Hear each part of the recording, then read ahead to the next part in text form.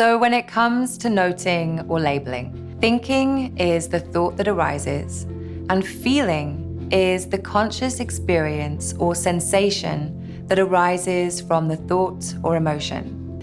It is great to be here with you today. This is Ask Eve, an opportunity to talk about the ins and outs of having a meditation and mindfulness practice and how to make the most of it.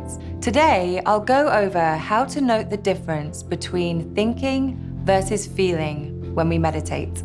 Let's get started.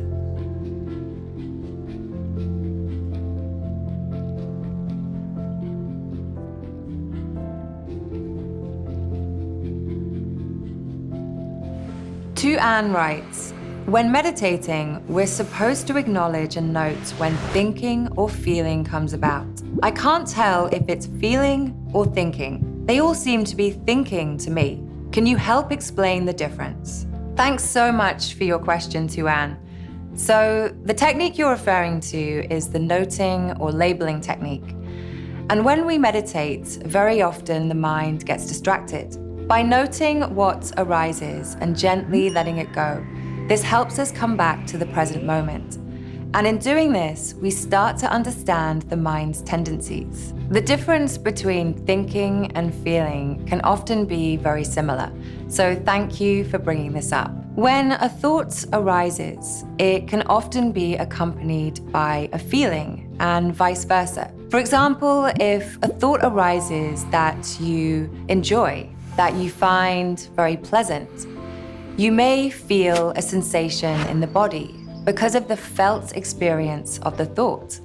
You may even say, I like this. Equally, if a thought arises that you find challenging or difficult, you may find that you subconsciously label this as unpleasant, that you don't like it. You may experience certain emotions in relation to this thought, like sadness or anger. And this too may be accompanied by a felt sensation in the body. So when it comes to noting or labeling, thinking is the thought that arises, and feeling is the conscious experience or sensation that arises from the thought or emotion. Now, it may not be attached to a thought or emotion, but very often it can be. The two can be very interconnected. So I would lean into whatever is most present in the moment, but as much as possible, allowing that to arise naturally. We're not trying to force thinking or force feeling. So I'll give you a couple of examples when thinking and feeling can be quite interconnected.